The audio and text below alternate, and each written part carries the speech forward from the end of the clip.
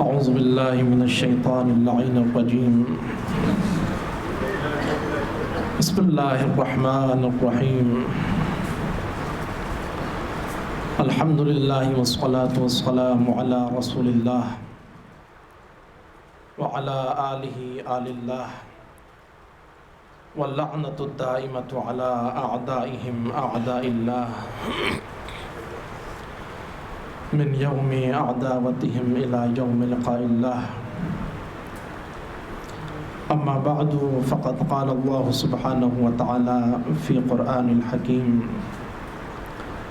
بسم اللہ الرحمن الرحیم قل ان الموت الذی تفرون منہ فإنہ ملاقیکم ثم تردون الى عالم الغیب والشہادہ فَيُنَبِّئُكُمْ بِمَا كُنْتُمْ تَعْمَلُونَ صلوات پڑھیں محمد وآل محمد کی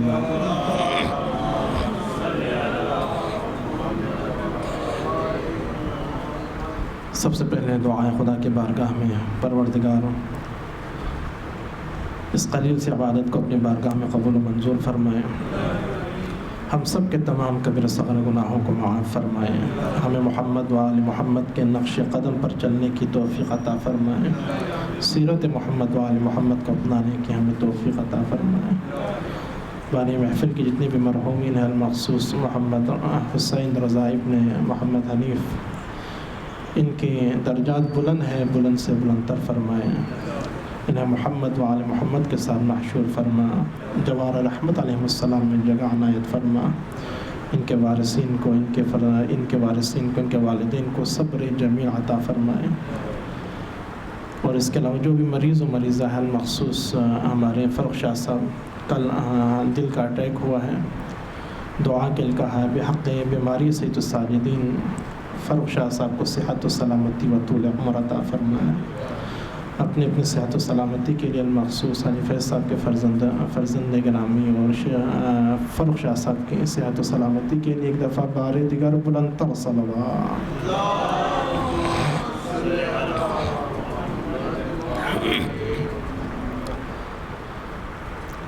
چونکہ مجلس ترحیم ہے، لہٰذا موت ہی سے متعلق آپ کی خدمت میں کچھ عرائض پیش کروں گا۔ خالق دو جہان قرآن مجید کے اندر سورہ جمعہ کے اندر فرماتا ہے قل ان الموت الذی تفرون منہ فإنہ ملاقیکم، اے حبیب آپ ان سے کہہ دیجئے کہ اگر تو موت سے فرار کرنا چاہتا ہے، موت سے اگر بھاگنا چاہتا ہے تو تو فرار کر جا، تمہیں مکمل آزادی حاصل ہے، چاہے تو صحراؤں میں جا کر پناہ لے، چاہے تو پہاڑوں میں جا کر پناہ لے۔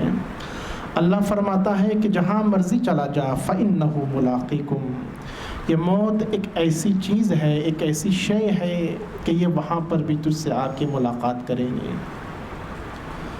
ثُمَّ تُرَدُّونَ إِلَىٰ عَالِمِ الْغَيْبِ وَالشَّهَادَةِ، اس کے بعد تجھے رب دو جہان کے بارگاہ میں پلٹنا ہے۔ فَيُنَبِّئُكُمْ بِمَا كُنْتُمْ تَعْلَمُونَ، اس کے بعد خالق دو جہان فرماتا ہے کہ حبیب ان سے کہہ دیجئے کہ میں نے تجھے مختار خلق کیا ہے، میں نے تیرے اندر تیرے وجود اور تیری ہستی کے اندر یہ دونوں شے رکھ دی ہے، فطرت و طبیعت کا مجموعہ قرار دیا ہے میں نے تجھے، چاہے تو راہ فطرت پر چل، چاہے تو راہ فطرت کے مقابلے میں راہ شیطانی پر ہوا و ہوس پر چلتے ہوئے اپنے ذاتی خواہشات کی تکمیل کرتے ہوئے، چاہے تو خدا سے دور نکل جا، چاہے تو فطرت کے راستے پر چلتے ہوئے تو اپنے رب کی بارگاہ میں آ جا، تجھے آزادی حاصل ہے، چاہے تو عبادت و بندگی میں اپنی زندگی کو بسر کرو، چاہے تو شراب و جوا خوری میں اپنی زندگی بسر کرو، لیکن جس وقت میری بارگاہ میں تو پلٹ کر آئے گا، اللہ فرماتا ہے فَيُنَبِّئُكُمْ بِمَا كُنْتُمْ تَعْلَمُونَ، اس وقت میں تجھے بتلاؤں گا کہ تو اس دنیا کے اندر کیا کچھ کرتا آ رہا ہے۔ تو اس آیت سے ایک چیز ثابت ہو جاتی ہے کہ موت اٹل فیصلہ ہے اللہ تعالیٰ کا، کل نفس ذائقۃ الموت، ہر ذی نفس نے، ہر انسان نے موت کا ذائقہ چکھنا ہے۔ تو سوال یہ پیدا ہوتا ہے کہ جب موت نے ذائقے کا، ہر کسی نے جب موت کا ذائقہ چکھنا ہے تو انسان موت سے گھبراتا کیوں ہے؟ یہی سوال جناب ابو ذر سے کیا گیا تو ابو ذر نے پلٹ کر یہی جواب دیا، پہلے بھی آپ کی خدمت میں عرض کیا ہے یہ حدیث۔ ابو ذر نے فرمایا کہ چونکہ ہم نے اس دنیا کو آباد کیا ہوا ہے اور آخرت کو ویران کیا ہوا ہے، چونکہ ہم نے دنیا کو آباد کیا ہوا ہے اس لیے ہم آخرت کی طرف جانے سے ڈرتے ہیں، موت کی طرف جانے سے ہم ڈرتے ہیں۔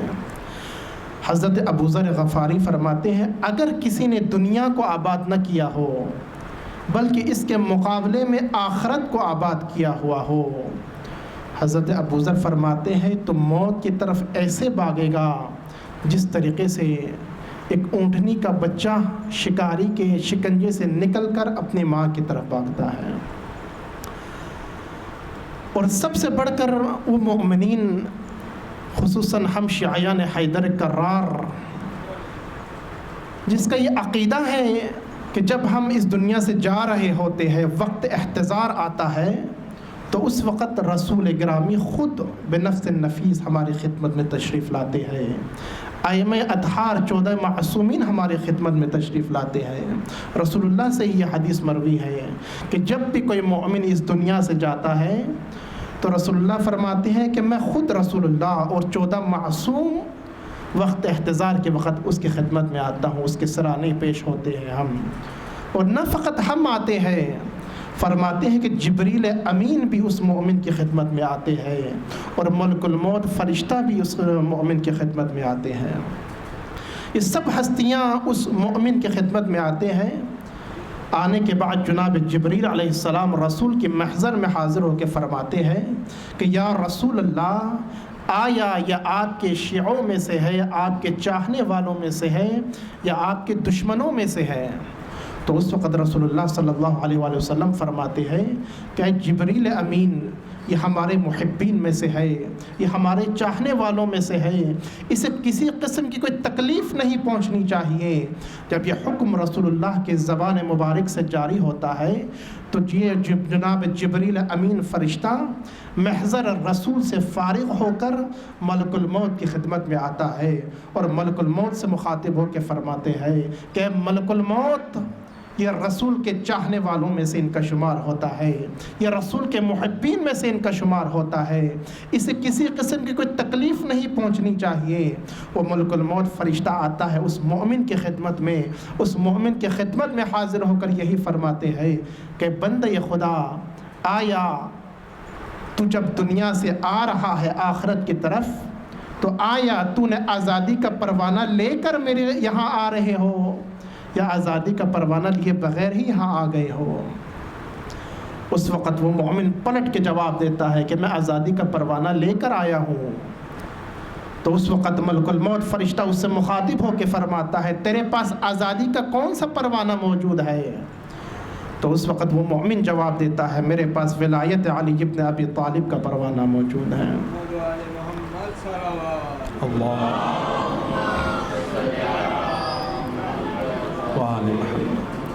اور جیسے ہی یہ جواب ملتا ہے ملک الموت فرشتہ جنت کے باغات میں جاتا ہے، جنت کے باغات میں سے ایک ٹہنی توڑ کر لاتا ہے اور وہ ٹہنی، پھولوں کی ٹہنی کو توڑ کر اس مومن کے ناک کے قریب رکھتا ہے۔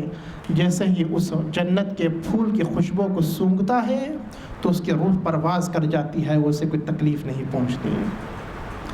مومنین گرامی، یہ ہے مومن کہ جب بھی کوئی مومن اس دنیا سے جاتا ہے تو اس کی مدد کے لیے خود رسول اللہ تشریف لاتے ہیں، بنفس النفیس امیر المؤمنین تشریف لاتے ہیں، جناب زہرہ مرضیہ سلام اللہ علیہا تشریف لاتے ہیں۔ لہٰذا موت کوئی گھبرانے کی شے نہیں ہے، موت سے کوئی گھبرانے کی ضرورت نہیں ہے، بشرطی کہ ہم نے زندگی محمد وآل محمد کے نقش قدم پر گزاری ہو۔ صلوات پڑھیں محمد وآل محمد۔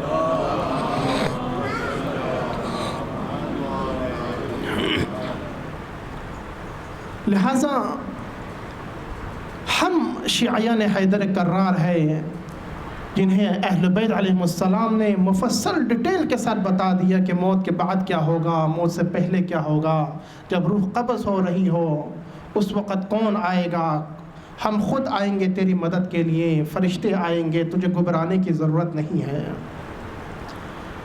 ایک بہت بڑی شخصیت ہے، بہت بڑے مجتہد گزرے ہیں، آیت اللہ خان انصاری رحمۃ اللہ علیہ۔ 96 برس میں ان کا انتقال ہوا ہے، اور 6 برس کی عمر میں انہوں نے نماز و روزہ وغیرہ شروع کر دیا تھا۔ اس قدر متقی پرہیزگزار، انہوں نے اپنی ساری زندگی کی جو نمازیں ہیں وہ 2 دفعہ قضا نمازیں پڑھی تھیں۔ اس قدر برجستہ شخصیت 96 برس کی عمر میں جب یہ آیت اللہ خان انصاری جب اس دنیا سے جانے سے پہلے کچھ عرصہ مریض رہے، تو مریض کے دوران اپنے فرزند سے فرماتے ہیں کہ میرے پاس ملک الموت فرشتہ آیا تھا، اور اس قدر حسین تھا، اس قدر خوبصورت تھا ملک الموت فرشتہ کہ مجھے تعجب ہوا کہ لوگ اس فرشتے سے ڈرتے کیوں ہیں۔ تو ان کے بیٹے نے فرمایا کہ بابا جان آپ نے کوئی خواب میں دیکھا ہوگا؟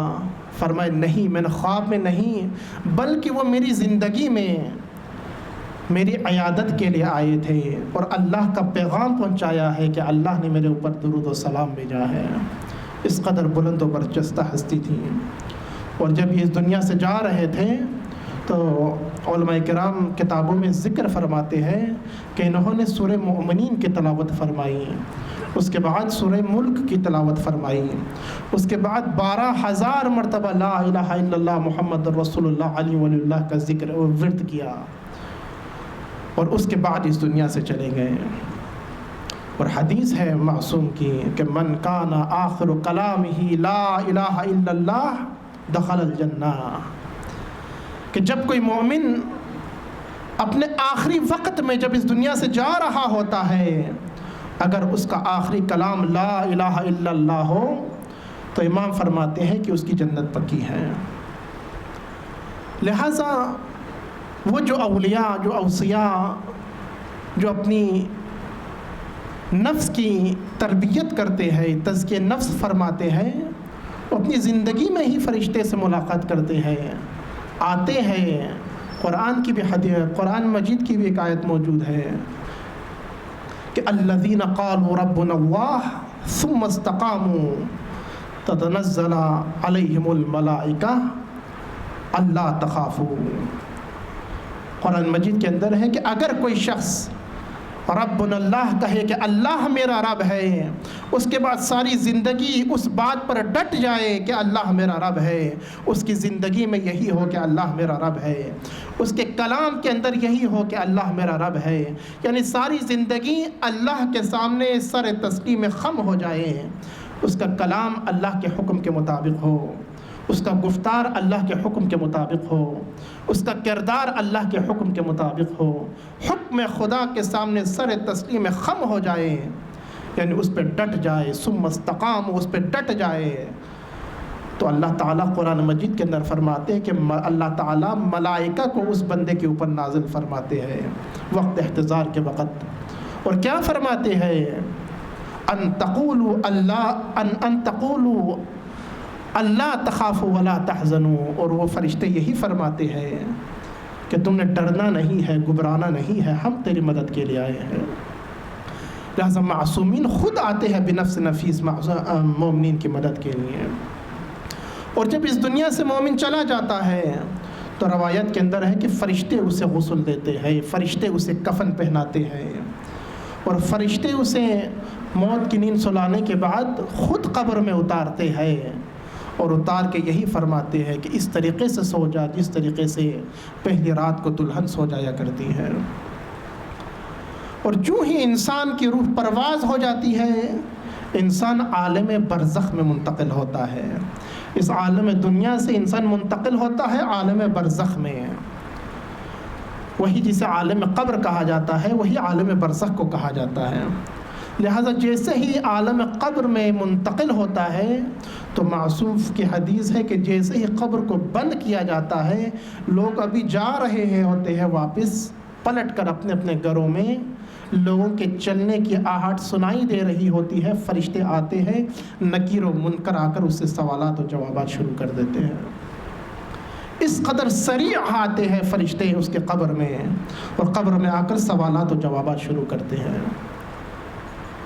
اسی لیے معصومین علیہ السلام نے ہمیں یہ تلقین فرمائی ہے کہ جب بھی کوئی مومن اس دنیا سے جائے تو اس کے اوپر تلقین میت پڑھو، یعنی اسے تلقین کرو، وحدانیت کی تلقین کرو، رسول کی رسالت کی تلقین کرو، امام کی امامت کی تلقین کرو، قیامت کے بارے میں تلقین کرو، روزہ و حج و زکوٰۃ و خمس و نماز کے بارے میں تلقین کرو۔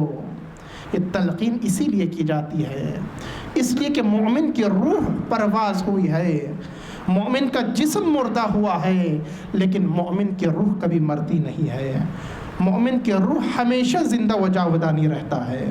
لہذا مومن کی روح ان تمام چیزوں کو سن بھی رہا ہوتا ہے اور سمجھ بھی رہا ہوتا ہے۔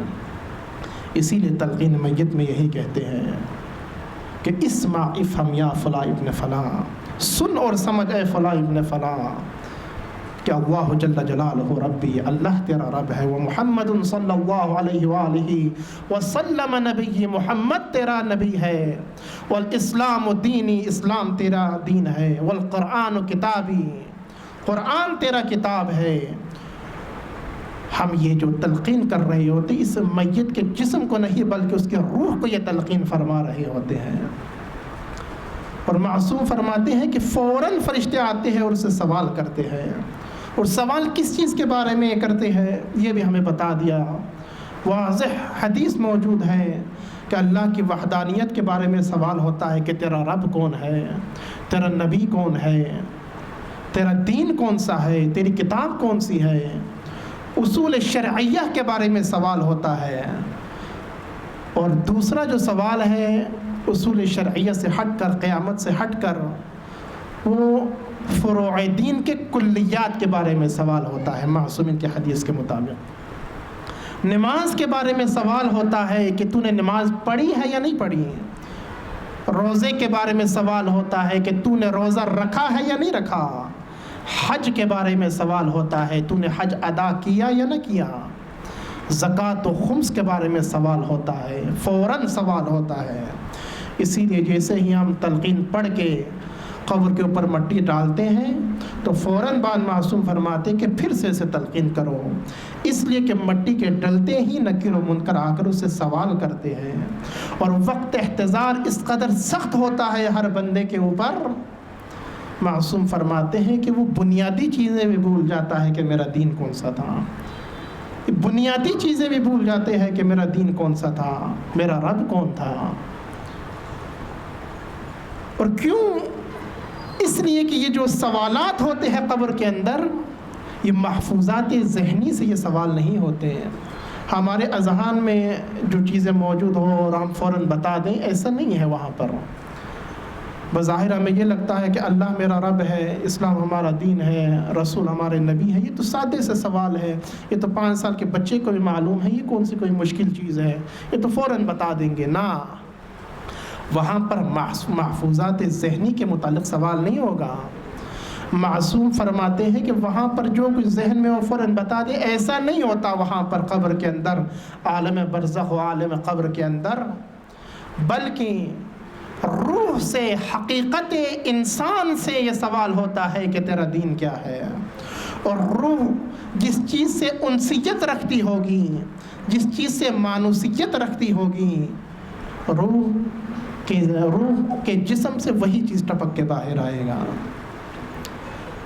مثال کے طور پر اگر کسی نے ساری زندگی اللہ کا نام ہی نہیں لیا، مسجد کا دروازہ ہی نہیں دیکھا، نماز پڑھی ہی نہیں، جب اس سے پوچھا جائے گا کہ اللہ کہ من رب کا، تیرا رب کون ہے، تو معصوم فرماتے ایسا نہیں کہ وہ فوراً جواب دے دے گا کہ اللہ میرا رب ہے، بلکہ روح اگر لفظ اللہ سے آشنائی رکھتی ہوگی، مانوسیت رکھتی ہوگی، الفت رکھتی ہوگی، اس کے روح کے اندر، دل کے اندر، وجود کے اندر اللہ تعالیٰ راسخ ہو چکا ہوگا، تو اس وقت اس کے زبان سے یہ جاری ہوگا کہ اللہ جل جلالہ ربی۔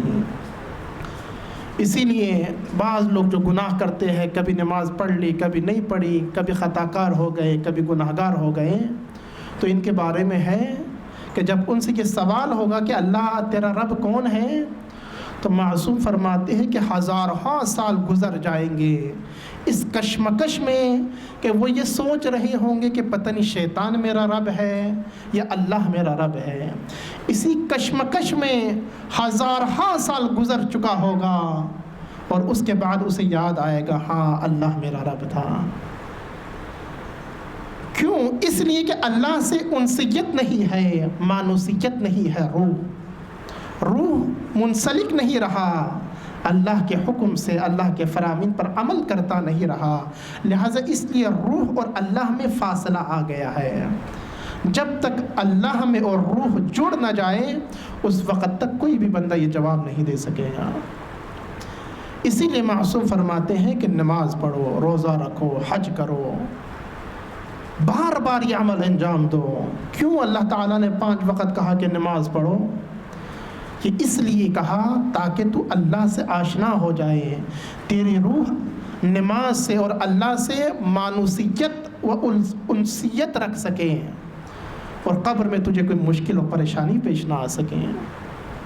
اسی لیے نماز کے اندر سب سے پہلے اللہ اکبر، اس کے بعد کہا الحمد پڑھو، سورہ پڑھو، اس کے بعد پھر اللہ اکبر، پھر رکوع کرو، اس کے بعد پھر فرمایا اللہ اکبر کرو، اس کے بعد پھر کہا کہ سجدے میں جاؤ، سجدے سے جیسے ہی بیٹھتے ہیں فوراً پھر اللہ اکبر کرو۔ یہ اللہ اکبر اللہ اکبر اللہ اکبر کا ذکر اس قدر انجام دو کہ جیسے ہی قبر کے اندر تم سے یہ سوال کیا جائے کہ من ربک، تو اس وقت تو حیران و سرگردان نہ ہو جائے، تمہیں اللہ جل جلالہ ربی کہنے کے لیے قرنہا و سالہا و صدیوں نہ لگیں، بلکہ فوراً جیسے ہی فرشتہ تجھ سے سوال کرے فوراً پلٹ کے تو جواب دے سکے کہ اللہ جل جلالہ ربی۔ اور اسی طریقے سے باقی سوالات ہیں۔ اگر کسی نے نبی کے فرمان کو ہی نہ پڑھا ہو، اگر کسی نے نبی کے فرمان پر عمل ہی نہ کیا ہو، تو اس کے زبان پر کبھی بھی نہیں آئے گا کہ اللہ محمد صلی اللہ علیہ وآلہ وسلم نبی، حضرت محمد صلی اللہ علیہ وسلم ہمارے نبی ہیں۔ کیوں نہیں آئے گا؟ اس لیے کہ اس کی زندگی اس نے نبی کے فرامین کے مطابق انجام نہیں دی۔ نبی کو ماننا یا اہل بیت کو ماننا یہ دین نہیں ہے، بلکہ نبی و اہل بیت کی ماننا، ان کے فرامین پر عمل کرنا یہ در حقیقت عین دین ہے۔ لہٰذا دوسرا جو سوال ہوگا وہ اصول شرعیہ سے ہٹ کر وہ یہ سوال ہوگا کہ کیا تو نے نماز پڑھا یا نہیں پڑھا۔ جزیات کے بارے میں سوال نہیں ہوگا، نماز و روزہ و حج کہ نیت کیسے کی، تمہاری قرات ٹھیک تھی یا نہیں تھی، الحمد سورہ ٹھیک پڑھا یا نہ پڑھا، رکوع میں صحیح طرح جھکے یا نہ جھکے، سجدے میں آیا تو نے 7 اعضاء کو سجدے میں اگر تو نے زمین پہ رکھا یا نہ رکھا، یہ چیزیں نہیں پوچھا جائے گا عالم قبر کے اندر۔ کلیات فروع دین کے جو کلیات ہیں، معصوم فرماتے یہ سوال کیا جائے گا کہ تو نے نماز پڑھی تھی یا نہ پڑھی تھی، تو نے روزہ رکھا تھا یا نہ رکھا تھا، کیا تو نے حج کو انجام دیا تھا یا نہیں دیا تھا، آیا تو نے مال پاک کیا تھا یا نہیں کیا تھا، آیا تو نے زکوٰۃ دی تھی یا نہ دی تھی، اس کے بارے میں سوال ضرور ہوگا۔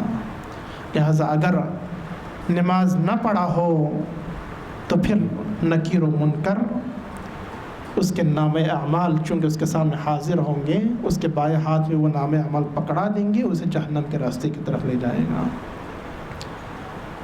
یہ ہے عالم قبر کے واقعات جو معصومین علیہ السلام نے ہمیں بتا دیے ہیں۔ لہٰذا جو ہی انسان مرتا ہے، مرنے کے بعد عالم دنیا سے منتقل ہوتا ہے عالم برزخ کے اندر۔ صلوات پڑھیں محمد وعلم۔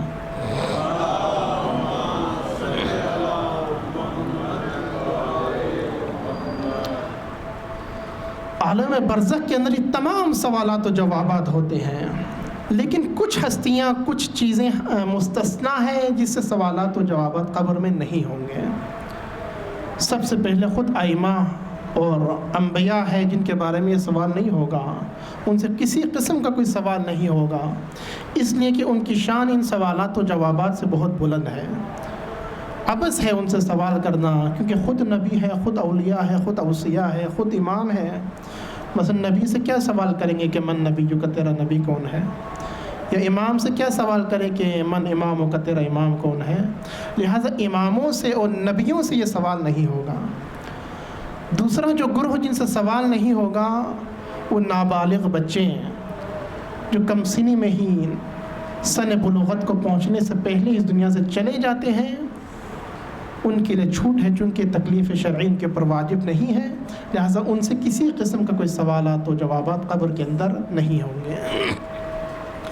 تیسرا جو گروہ جن تک اللہ کی حجت پہنچی ہی نہیں، مثال کے طور پر کسی افریقہ کے کسی جنگل میں کچھ انسان بستے ہیں، ان تک نہ دین پہنچا، نہ اسلام پہنچا، نہ قرآن پہنچا، نہ انٹرنیٹ کی سہولت موجود ہے، نہ موبائل کی سہولت موجود ہے، نہ کوئی نبی وہاں گیا، نہ کوئی امام وہاں گئے، نہ کوئی عالم وہاں تک پہنچا، اور ان تک حق پہنچا ہی نہیں، انہیں شریعت کی اصطلاح میں کہا جاتا ہے مستضعف۔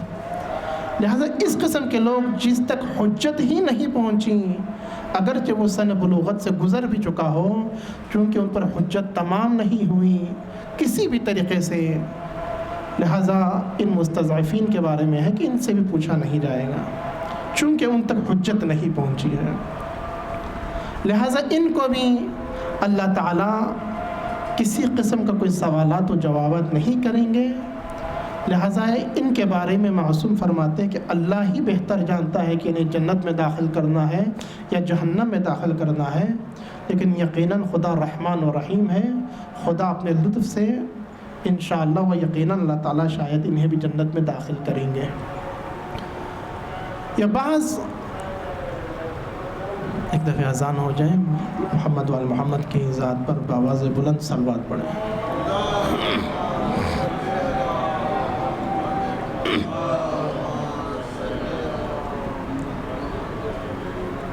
لہٰذا ان مستضعفین کے بارے میں، یا جو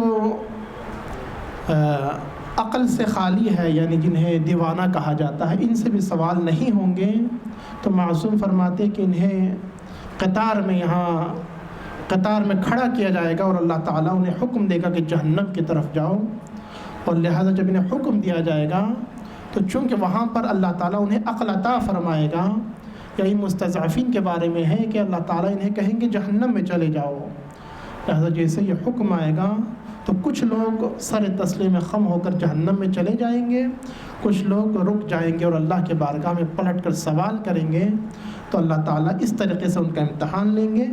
امتحان لینے کے بعد جو اللہ کے حکم کے سامنے سر تسلیم خم ہو جائیں گے، اللہ تعالیٰ انہیں جنت میں داخل کر دیں گے، باقیوں کو جہنم میں داخل کر دیں گے۔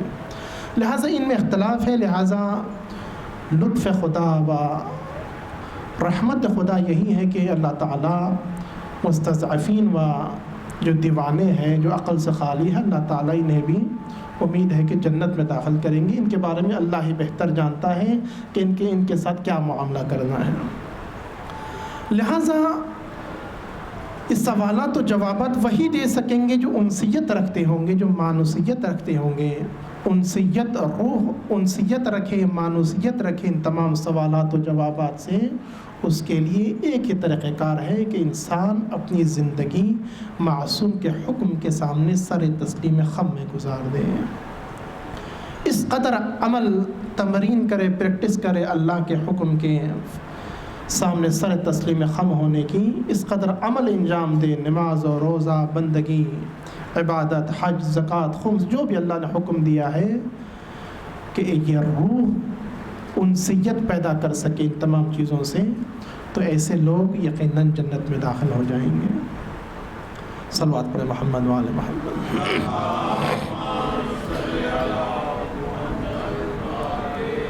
جو ہی انسان اس دنیا سے گیا، عالم دنیا سے، تو عالم برزخ کے اندر منتقل ہو جائے گا۔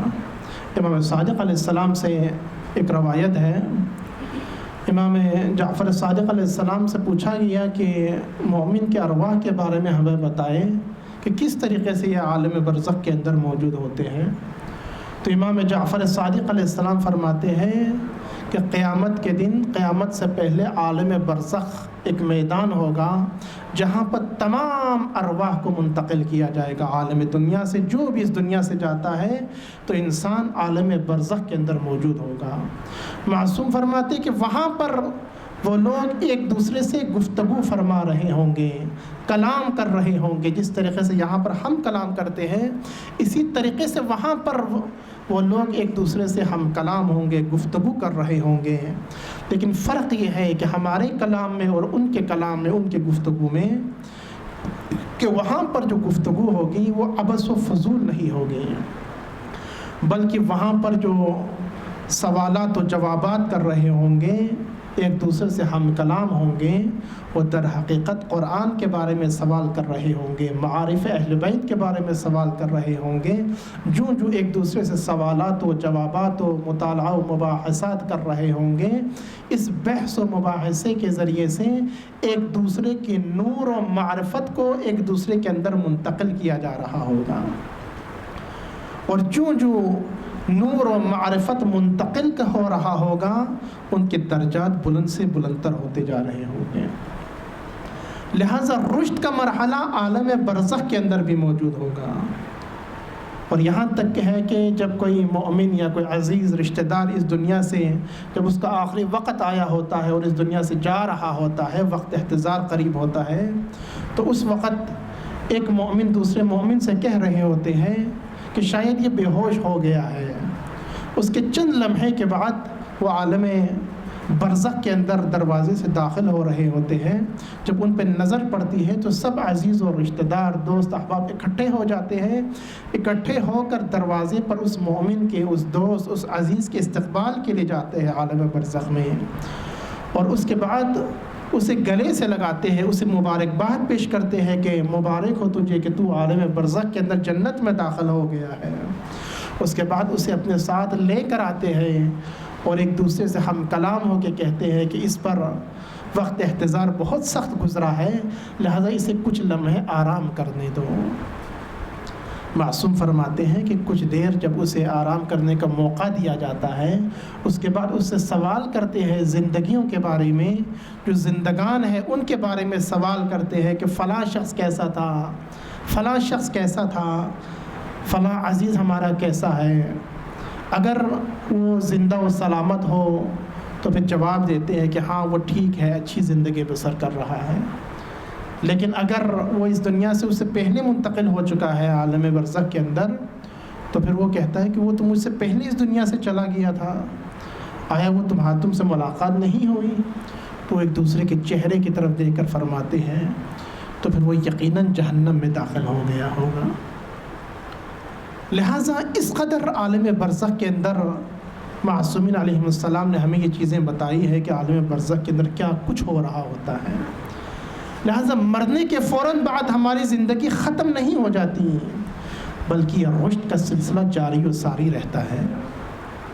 حتیٰ یہاں تک معصومین علیہ السلام فرماتے ہیں کہ وہاں پر جو ایک دوسرے سے گفتگو کر رہے ہوں گے، ملاقاتیں کر رہے ہوں گے، یہ ملاقاتیں ایسی ہوگی کہ جن کا مقام و مرتبہ بلند ہوگا وہ پائنتر والے سے، جن کا مقام و منزلہ پائنتر ہے، نیچا ہے، بلندتر مقام و مرتبہ والے نیچے مقام و مرتبہ رکھنے والے مومن سے ملاقات کر سکے گا.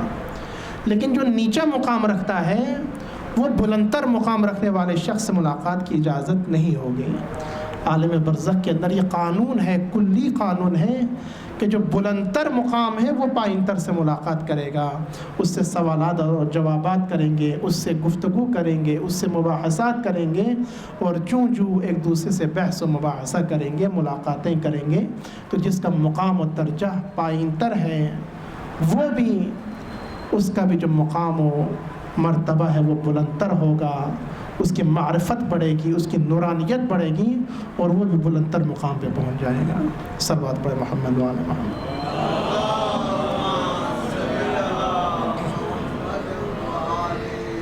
امام جعفر صادق علیہ السلام سے ایک اور روایت ہے. امام علیہ السلام فرماتے ہیں کہ عالم برزخ کے اندر ایک شخص نے سوال کیا کہ مومن کی ارواح کہاں موجود ہوتی ہے. امام فرماتے ہیں کہ مومن کی ارواح عالم برزخ کے اندر اشکال کے عالم برزخ کے اندر اجسام کی صورت میں موجود ہوتی ہے، جسم کی صورت میں موجود ہوتی ہے، اور وہاں پر عبادت و بندگی میں وہ زندگی بسر کر رہے ہوتے ہیں.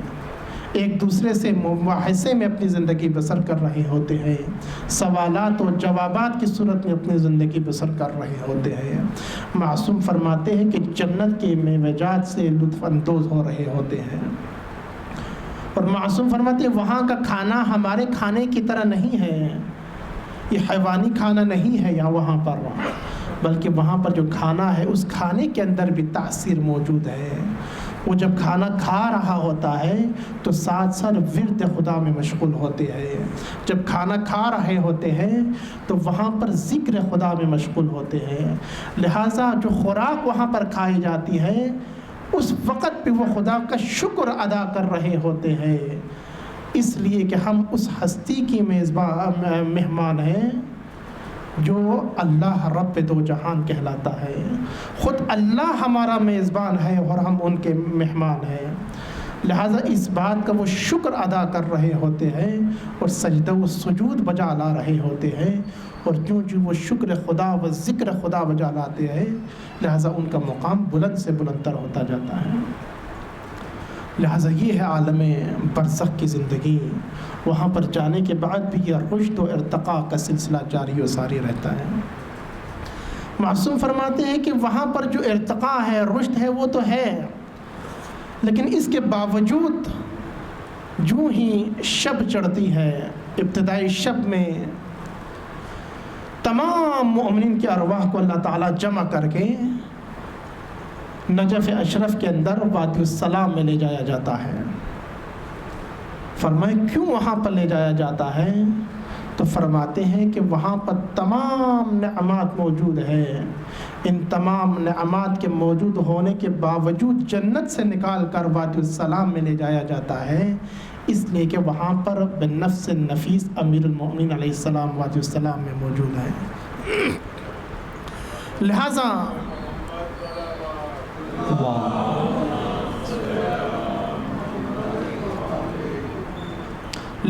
تمام مومنین کے ارواح کو جمع کر کے وادی السلام میں امیر المومنین علی ابن ابی طالب کے زیارت کے لیے اور ان سے ملاقات کے لیے تمام مومنین کے روحوں کو وہاں لے جایا جاتا ہے، اور وہاں پر ہر شخص اپنی ظرفیت کے مطابق امیر المومنین کی زیارت کرتے ہیں۔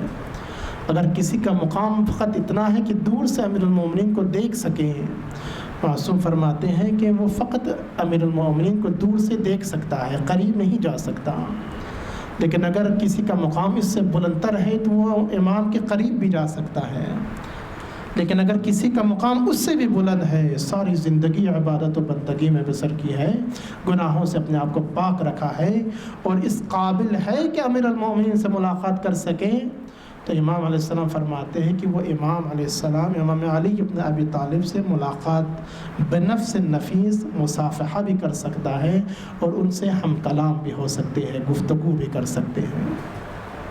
لہٰذا ہر شخص اپنے ظرفیت کے مطابق اس شب کی تاریکی میں وادی السلام میں جا کر امیر المؤمنین کے وجود مبارک کی زیارت کرتا ہے ہر مومن، اور وہاں پر ملاقات کی جاتی ہے، اور اس کے بعد پھر دوبارہ پلٹ کر جنت میں آتے ہیں۔ اسی لیے رات کی تاریکی میں کہا گیا کہ قبروں پر نہ جایا کرو، اس لیے کہ جب ہم میں سے کوئی قبر پہ جاتے ہیں، کسی مومن کی، کسی فرزند، کسی دختر کی، تو وہ اس مومن کی روح ہمارے استقبال کے لیے کھڑے ہو جاتے ہیں۔ ایک شہید ہے، ایران کے ایک شہید گزرے ہیں، ان کی والدہ چند مرتبہ رات کی تاریکی میں اس مرحوم شہید کے قبر مبارک پر جا کر فاتحہ خوانی کی، تو چند دنوں کے بعد اس شہید کی ماں کے خواب میں آیا، خواب میں یہی آیا کہ سب لوگ تیاری کر کے جنت سے جا رہے ہیں امیر المومنین کی زیارت کے لیے، لیکن یہ جو شہید ہے یہ رک گیا ہے۔ ماں پوچھتی ہے کہ سب لوگ جا رہے ہیں مسافرت کے لیے، تم کیوں نہیں جا رہے؟ فرمایا اس لیے کہ میرے ہاں مہمان آیا ہوا ہے، اور وہ مہمان اے مادر گرامی آپ ہیں، آپ چونکہ میری زیارت کے لیے آئے ہیں، لہٰذا اس وجہ سے میں امیر المومنین کی زیارت کے لیے نہیں جا رہا ہوں۔ لہٰذا اس شہید کی والدہ فرماتی ہے کہ اس کے بعد پھر میں کبھی بھی رات کی تاریکی میں، شب کی تاریکی میں اپنے فرزند کی قبر پر نہیں گیا۔ لہٰذا کہا گیا ہے روایت کے اندر بھی کہ رات کی تاریکی میں قبروں پر نہ جایا کریں۔ اس کی ایک وجہ یہ بھی ہو سکتی ہے کہ چونکہ تمام مومنین کے ارواح امیر المؤمنین کی زیارت کے لیے تشریف لے جاتے ہیں۔ صلوات پر محمد و آل محمد۔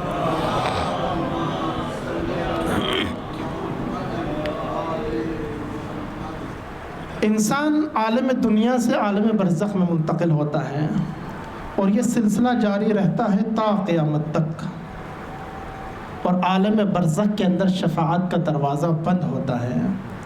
اس لیے معصوم فرماتے ہیں کہ برزخ کا ساز و سامان اپنے ساتھ لے کر یہاں پر آؤ، یہاں پر ہم کسی قسم کی کوئی مدد تمہاری نہیں کریں گے۔ ہاں، جب قیامت آئے گی، عالم محشر کا دروازہ کھلے گا، تو ہم ائمہ اطہار اپنے شیعوں کو، اپنے محبون کو، تمام محبین و شیعیان حیدر کرار کو چن کر ہم جنت کی طرف لے کر جائیں گے۔ شفاعت کا دروازہ عالم محشر میں کھلے گا، عالم برزخ کے اندر شفاعت کا دروازہ نہیں کھلے گا۔ لہٰذا برزخ کے اندر ہر انسان کا عمل ہی در حقیقت اس کے کام آئے گا۔ لہٰذا معصومین فرماتے ہیں کہ ہر مومن کو جلنا پڑے گا اگر کوئی گناہ کرے، اس دنیا کے اندر کوئی خطا کرے، اپنی زندگی گناہوں میں بسر کرے، حکم خدا کے سامنے نافرمانی میں اگر زندگی بسر کرے، تو وہ چونکہ محب ہے یا شیعہ ہے، محب اور شیعہ دونوں کے لیے روایت ہے کہ محمد وال محمد شفاعت کر کے اسے جنت کے اندر لے کر جائیں گے۔ لہٰذا محشر کے میدان کے لیے یہ روایات ہے، یہ احادیث ہے۔ لیکن برزخ کے اندر کسی نے نماز نہ پڑھی ہوگی، کسی نے اطاعت خداوندی بجا نہ لائی ہوگی، کسی نے روزہ نہ رکھا ہوگا، کسی نے زکوٰۃ نہ دی ہوگی، تو تمام لوگوں کے بارے میں پوچھا جائے گا کہ تو نے نماز کیوں نہیں پڑھی، تو نے روزہ کیوں نہیں رکھا، تو نے حج کیوں نہیں کیا، تو نے زکوٰۃ کیوں نہیں دیا، اور اس کی سزا بھگتے گا جہنم کی آگ کی صورت میں۔ ہر مومن بھی بھگتے گا، شیعہ بھی بھگتے گا، سنی بھی بھگتے گا عالم برزخ کے اندر، اور محب اہل بیت بھی بھگتے گا۔ معصوم فرماتے ہیں کہ برزخ کی آگ بھی در حقیقت نعمت ہے۔ کیوں نعمت ہے؟ امام علیہ السلام فرماتے ہیں کہ یزید ہزارہ سال سے جل رہا ہے، برزخ کے اندر بھی جلے گا، محشر کے اندر بھی جلے گا۔ یزید کے لیے کسی قسم کی کوئی شفاعت نہیں ہے، شمر کے لیے کوئی شفاعت نہیں ہے، ہزارہ سال سے جل رہا ہے، قیامت تک برزخ کے میدان میں جلتا رہے گا، اور اس کے بعد محشر کے میدان میں بھی کوئی شفاعت اس کو نصیب نہیں ہوگی، اور محشر کے میدان میں بھی جلتا رہے گا۔ حرملہ محشر کے میدان میں بھی جلتا رہے گا، لیکن جو محب ہوگا، جو شیعی حقیقی ہوگا یا شیعیان حیدر کرار میں سے ہوگا، جو گناہگار شیعہ ہوگا، جو اس نے گناہ کیے ہے، جو حکم خدا کی نافرمانی کی ہوگی، معصوم فرماتے ہیں کہ آگ کی صورت میں اس کے گناہوں کا ازالہ کیا جائے گا، اسے پاک کیا جائے گا۔ گناہوں کی سزا بھگتنے کے بعد، اس آگ کے ذریعے سے پاک کرنے کے بعد، اس کو گناہوں سے پاک کر کے اس کے بعد جب محشر کا دروازہ کھلے گا تو شفاعت کا دروازہ بھی کھلے گا، اور شفاعت محمد وآل محمد علیہ السلام کریں گے، اور اس طریقے سے تمام محبین و تمام شیعیان حیدر کرار جنت کے اندر داخل ہو جائیں گے۔ لہٰذا اس برزخ میں جلنا یہ بھی اللہ تعالیٰ کی ایک نعمت ہے۔ ایک وجہ یہ ہے برزخ کو جو بیچ میں رکھا گیا ہے تاکہ گناہوں کا ازالہ کیا جا سکے۔ اس کے علاوہ اگر کسی نے کوئی جوان صالح فرزند اگر اس دنیا میں چھوڑ کر گیا ہے، کوئی والدین یا کوئی صدقہ و خیرات اس کے عزیز و رشتہ دار انجام دے رہے ہیں، تو وہاں پر یہ تمام صدقہ و خیرات یا عمل صالح در حقیقت نیکیوں کی صورت میں عالم برزخ کے اندر منتقل ہو رہا ہوگا۔ جنت کے عالم برزخ کے اندر انسان کا نام عمل بند نہیں ہو جاتا، بلکہ صدقہ و خیرات اور جو کچھ بھی نیکی اس دنیا کے اندر بجا لائے اور اس مرحوم کو ایصال کریں، وہ بھی وہاں پر پہنچ رہا ہوگا۔ اسی لیے فرمایا کہ صدقہ دیا کرو مرحوم کی طرف سے، مرحوم کے لیے قرآن خوانی کا بندوبست کرو، مرحوم کے لیے عزاداری کا بندوبست کرو، مجلس عزا کا بندوبست کرو. تو یہ تمام چیزیں نور کی صورت میں و نیکی کی صورت میں اس مرحوم کے قبر میں منتقل ہو رہی ہے، اور وہاں پر جو عذاب ہے اس عذاب میں کمی ہو رہی ہوتی ہے. لہٰذا یہ تمام چیزیں کام آتی ہیں. دوسرا، برزخ کو عالم دنیا اور عالم محشر کے درمیان میں رکھا. اس کی ایک وجہ یہ ہے کہ اگر انسان اس دنیا سے فوراً عالم محشر کے اس آگ میں اگر منتقل کیا جائے تو پھر کوئی انسان اس آگ کو برداشت نہیں کر سکے گا. دنیا کی جو آگ ہے یہ تیز ہے، عالم برزخ کی آگ اس سے تیز تر ہے. وہاں پر کچھ عرصہ گزارے گا، گزارنے کے بعد جو عالم محشر کی آگ ہے وہ اس سے بھی تیز تر ہے. لہٰذا یہ بھی ایک لطف خدا ہے کہ اللہ تعالیٰ نے سٹیپ پہ در پہ اللہ تعالیٰ نے برزخ کے بعد محشر کا دروازہ رکھا ہے. لہٰذا یہ خود ایک لطف خدا ہے. روایت کے اندر ہے کہ اگر قیامت کی ایک زنجیر کو اگر اس دنیا کے سامنے لایا جائے، ایک زنجیر کا ایک ٹکڑا، تو یہ دنیا جل کر راکھ بن جائے گی. اس قدر سخت ہے قیامت کی آگ.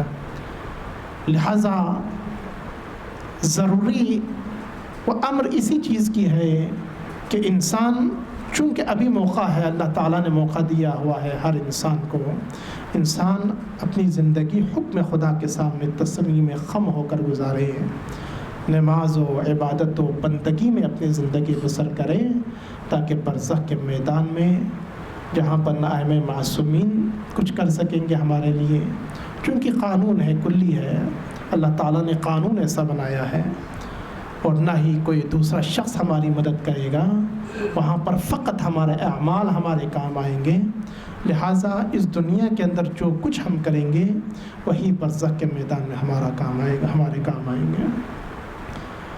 چونکہ مجلس ترحیم ہے، ایک جوان بیٹے کی موت کے لیے مجلس رکھی گئی ہے.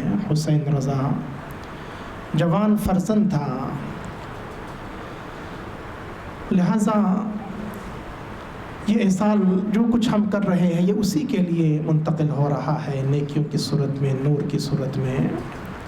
کچھ مصائب کے جملے ہم اس مرحوم کے لیے احسان کرتے ہیں، کیونکہ کوئی بھی محفل ذکر اہل بیت کے بغیر نامکمل ہے. جس وقت دین پہ آنچ آئی، کربلا کے اندر اہل بیت کا سارا کنبہ پہنچ گیا. انصار اپنی قربانیاں دے چکے. دینے کے بعد امام حسین علیہ السلام کے پاس جب حضرت علی اکبر آئے،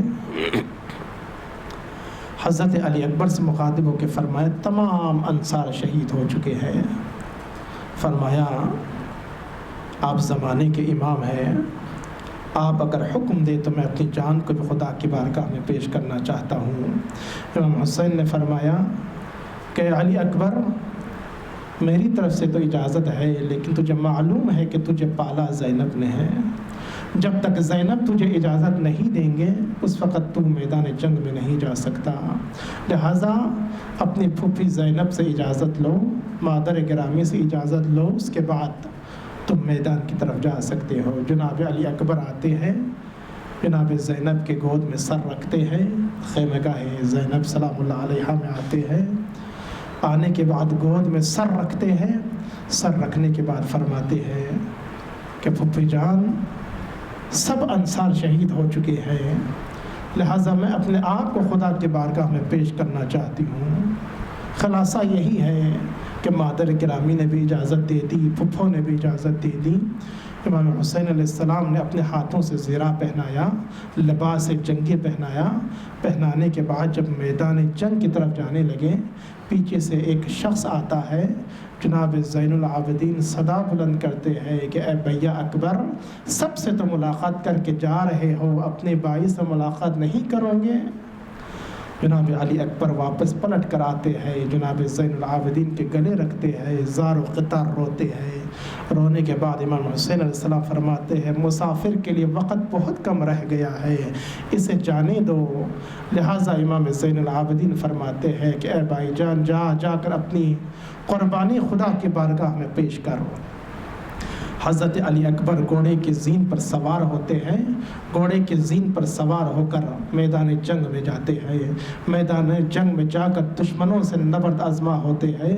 امام حسین علیہ السلام ایک ٹیلے پہ کھڑے ہو کر، ایک پتھر کے اوپر کھڑے ہو کر جناب علی اکبر کی طرف نگاہ کرتے ہیں اور علی اکبر کے جنگ کو دیکھ رہے ہیں۔ جناب زینب کبریٰ امام حسین کی طرف خیمہ گاہ کے دروازے پہ کھڑی ہو کر دیکھ رہی ہے، اور جناب لیلا مادر گرامی حضرت علی اکبر خیمہ گاہ کے اندر مصلی عبادت پر کھڑے ہو کر خدا کے بارگاہ میں زار و قطار فریاد کر رہے ہیں اور خدا کے بارگاہ میں دعا میں مشغول ہے۔ یہ حالت ہے کربلا کے میدان میں۔ جناب علی اکبر بڑی شجاعت کے ساتھ دشمنوں کو واصل جہنم کر رہے ہیں، مشرق کی فوج کو مغرب کی طرف بھگاتے ہیں، مغرب کی فوج کو مشرق کی طرف بھگاتے ہیں۔ اتنے میں عمر سعد حکم دیتا ہے کہ یہ علی کا پوتا ہے، یہ حسین کا فرزند ہے، اگر تن و تنہا جاتا رہا تو سب کو یہ قتل کر ڈالے گا، لہذا چاروں طرف سے حملہ کر دو۔ یہ حکم کا آنا تھا کہ چاروں طرف سے حملہ ہوا۔ ایک برچی امام حسین کے سینے مبارک پہ امام حضرت علی اکبر کے سینے مبارک پہ جا لگتی ہے۔ حضرت علی اکبر گھوڑے کے زین سے نیچے آتے ہیں، گھوڑے کے زین سے نیچے آنا تھا۔ امام حسین علیہ السلام اس ٹیلے سے نیچے گرتے ہیں، امام حسین علیہ السلام اس ٹیلے سے نیچے گرتے ہیں۔ جناب زینب کبریٰ خیمہ گاہ کے دروازے پہ گر جاتی ہے۔ امام حسین علیہ السلام کی آنکھوں کی بینائی چلی جاتی ہے۔ آنکھوں کے بینائی کا جانا تھا۔ اپنے فرزند کو مخاطب ہو کے فرماتے ہیں اے علی اکبر، تیرے بابا کی بینائی چلی گئی ہے، تیرے بابا کے آنکھوں کے سامنے اندھیرا چھا گیا ہے، ذرا مجھے پکارو، میں تیری آواز کے سہارے میں تیرے پاس پہنچتا ہوں۔ الغرض امام حسین علیہ السلام حضرت علی اکبر کے قریب پہنچتے ہیں، علی اکبر کے سر مبارک کو اپنے گود مبارک میں رکھتے ہیں۔ اس کے بعد فرماتے ہیں اے علی اکبر، میں تجھے اٹھانا چاہتا ہوں لیکن اٹھایا نہیں جاتا، لہٰذا اے علی اکبر تو جوان ہے، میں بوڑھا ہو چکا ہوں، میں صبح سے لاشیں اٹھا کر تھک چکا ہوں، لہٰذا میری ذرا مدد کر۔ حضرت علی اکبر فرماتے ہیں بابا جان میں آپ کی کیا مدد کر سکتا ہوں؟ فرمایا اپنا ہاتھ میرے گلے میں ڈال دیں۔ حضرت علی اکبر اپنا ایک ہاتھ امام حسین کے گلے میں ڈالتے ہیں لیکن امام حسین سے اٹھایا نہیں جاتا۔ فرماتے ہیں اے علی اکبر دوسرا ہاتھ بھی اپنے بابا کے گلے میں ڈال دے۔ فرمایا بابا یہ ہاتھ میں نہیں اٹھا سکتا۔ فرمایا کیوں علی اکبر، تو کیوں نہیں اٹھا رہا اپنے سینے سے ہاتھ؟ فرمایا آپ دیکھ نہیں سکیں گے، میرے سینے مبارک پہ برچھی لگی ہوئی ہے۔ فرمایا اے علی اکبر تیرا بابا صابر امام ہے، صابر باب ہے تیرا بابا، لہٰذا اٹھا اپنا ہاتھ، میں دیکھوں تو تہے صحیح تیرے سینے میں کیا ہوا ہے۔ ہاتھ کا اٹھانا تھا کہ علی اکبر کے سینے مبارک پہ برچھی پیوست ہے۔ حضرت امام حسین علیہ السلام مدینے کی طرف دیکھتے ہیں۔ امام حسین علیہ السلام اپنے نانا مبارک سے مخاطب ہو کے فرماتے ہیں اے نانا آئیے آ کر دیکھیے کربلا کے میدان میں تیرا فرزند اکیلا ہے۔ اس کے بعد فرماتے ہیں کہ اے دادا ابراہیم و اسماعیل، جس وقت آپ جناب اسماعیل کی قربانی انجام دے رہے تھے تو آپ کے آنکھوں پر پٹی بندھی ہوئی تھی، لیکن آج جب میں قربانی پیش کر رہا ہوں اپنے علی اکبر کی تو اس وقت میرے آنکھوں پر کوئی پٹی نہیں بندھی ہوئی ہے۔ اس کے بعد فرمایا کہ اے امیر المؤمنین، میرا درود و سلام ہو آپ پر، آپ آئیے اور میری مدد کیجئے۔ اس کے بعد امام حسین علیہ السلام نے اپنے ہاتھوں سے اس برچھی کو پکڑا، علی اکبر کے سینے مبارک پہ ایک ہاتھ رکھا، برچھی کو ہلایا، برچھی کا ہلنا تھا علی اکبر کے جسم مبارک پہ زلزلہ طاری ہو گیا، لرزہ طاری ہو جاتا ہے، جس میں مبارک پہ لرزہ طاری ہونا تھا، کربلا کے خاک پر و کربلا کے میدان میں زلزلہ آ جاتا ہے۔ جناب زینب کبریٰ خیمہ گاہ سے باہر آتی ہے، باہر آ کے فرماتی ہے کہ اے بھائی حسین، اگر مدد کی ضرورت ہے تو زینب آ جاتی ہے۔ وہ فرمایا اے زینب، جب تک حسین زندہ ہے خیمہ گاہ سے باہر نہ آنا۔ اس کے بعد فرمایا اے زینب، تیری چادر پہ میرا فرزند قربان۔ علی اکبر کے سینے مبارک سے برچھی کو نکالا، برچھی کا نکلنا تھا، علی اکبر کی روح پرواز کر گئی۔ مولا حسین نے فرمایا انا للہ و انا الیہ راجعون، انا للہ و انا الیہ راجعون۔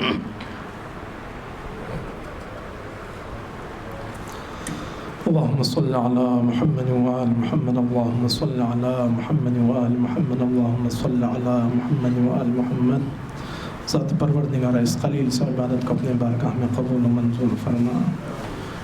جو بھی مریض و مریضہ ہے تمام مریضوں کو شفائے کلی عطا فرما۔ المقصود فروخ شاہ صاحب مریض ہیں، فیض کے بیٹے علی رضا محمد رضا مریض ہیں۔ ذات پروردگار ان تمام مریضوں کو صحت و سلامتی و طول عمر عطا فرما، تمام مومنین کو صحت و سلامتی عطا فرما، ہمارے تمام کبیرہ صغیر گناہوں کو معاف فرما۔ محمد وآل